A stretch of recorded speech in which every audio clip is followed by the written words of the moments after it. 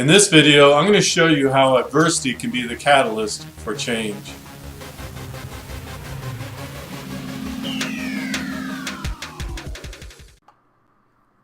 Hey everybody, it's Gunny J here again. We're looking at part 4 of Sometimes You Win, Sometimes You Learn. We're looking at adversity. What is adversity? Some of the synonyms are misfortune, ill luck, bad luck, trouble, difficulty, hardship, distress, disaster, suffering, affliction, sorrow, misery, tribulation, woe, pain, trauma. Basically, adversity is opposition. And a lot of times that opposition, it's in your own mind. Opposition is what causes airplanes to fly. Opposition is what causes mountains to form. Resistance to change is good as long as you make it to the other side of the terror barrier. Adversity or resistance is good. It can cause change. Resistance is what causes airplanes to fly and mountains to form. Resistance is not a bad thing. That's why in this lesson, we're using adversity as a catalyst for learning. Why is this the catalyst? Because when the pain of where you are at is greater than the fear of where you want to be, that's when change happens. I don't know if you're old enough to remember those Rocky movies. I remember in this one section, the reporter asked Mr. T what was his prediction for the fight against Rocky. And I remember Mr. T looking right at the camera and saying in a deep Mr. T voice, "Pain." Now we've all experienced some sort of adversity. Some of us have experienced deep wounding, maybe even crippling adversity that made us ask, what in the world was that? So while we have all experienced adversity to one degree or another, we're not all responded in the same way. In the next part, we're going to talk about the terror barrier and the role that it plays in overcoming adversity and moving into change. So what is this terror barrier that I'm talking about? It's actually a physiological function of your mind. It resists change. Originally, it was there for your survival. So it's not a bad thing, but once you're aware of it, you know when you're coming up against it. Basically what happens is, here you are in your comfort zone. And when things start moving, little warning signals go off into your mind and you start hitting this barrier right here. And what your physiological response is it wants to go back into this comfort zone right here. We call it the comfort zone, but there is no comfort to it. It's a prison that keeps us from changing, from growing. Our goal is to get over here. But if our mind keeps on forcing us back into the comfort zone, what happens is we never really change. All we ever do is keep on making attempts, and we keep on running against this terror barrier. The feelings are real, the emotions are real, everything is real because your body does not like to change. So what am I saying, Chuck? What I'm saying is, usually when people change is when the pain of where you are is greater than the pain of where you want to be. So how do you break this terror barrier? So how do you break through it? There's only one way to do it. You break through the terror barrier by doing it afraid. The first video I put up, the first time when I was a drill instructor, the first platoon that I marched, I had to do it afraid. If you want to genuinely change in any area of your life, if the adversity and the pain is causing you and forcing you to change, use that pain as a catalyst to break through the terror barrier, knowing, absolutely knowing that you're going to do it afraid.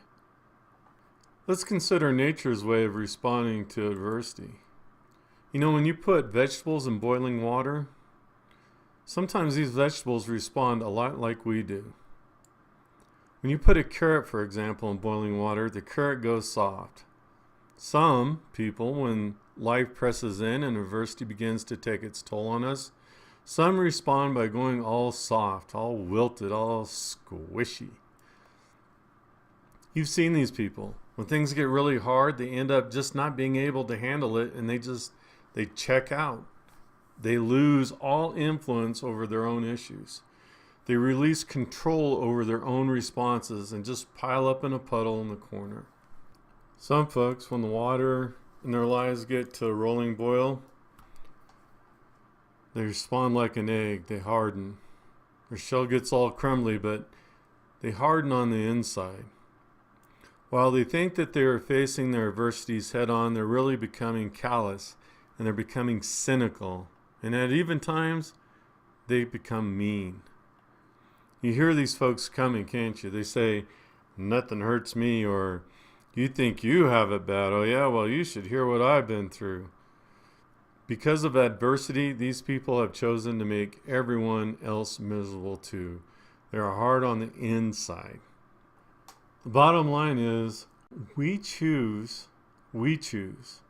how we want to react when we face adversity. We can even choose to respond like the coffee bean.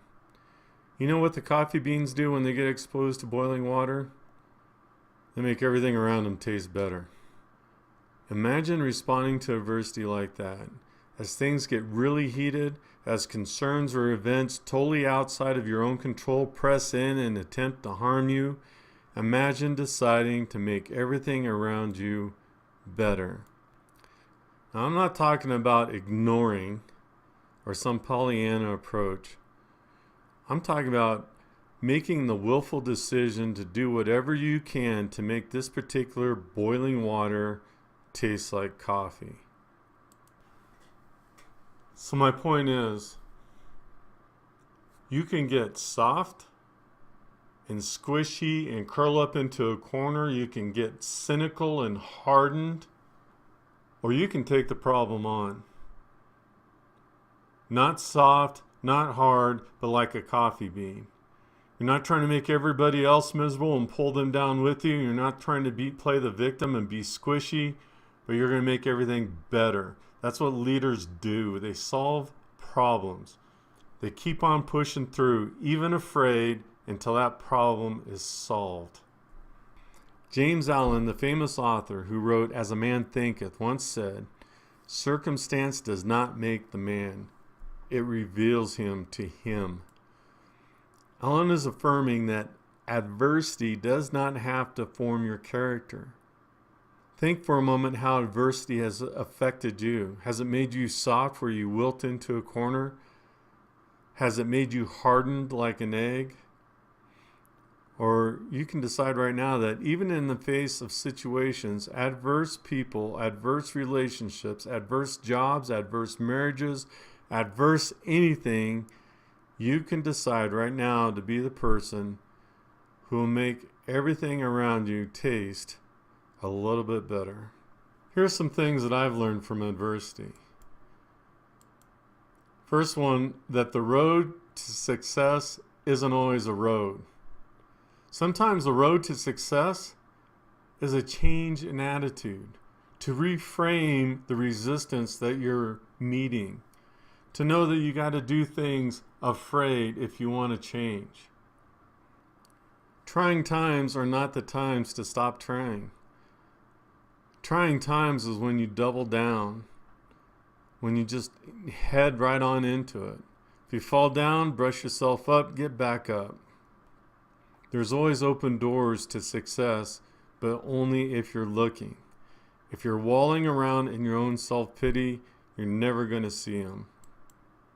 A lot of times, adversity is a signal of a coming success. You know, there can be great profit in pain. There are two things I know about pain. Everybody will experience it, and no one likes it. But successful people expect and plan for pain. And they make it their stepping stone to greater things. If you write nothing down, write this down. Go ahead and get a napkin in front of you, grab a pencil, pause the video, do whatever you have to do. Pain is not always optional, but misery is. Wasn't that worth watching this video? That's a gold nugget right there. Pain is not always optional, but misery is. You do not have to be miserable. Hey, if you liked my video today, make sure you go down to my YouTube channel, Gunny's Rants, and subscribe today so you're alerted whenever I drop more videos throughout the week. Thanks again, and remember, you choose if you want to be miserable or not.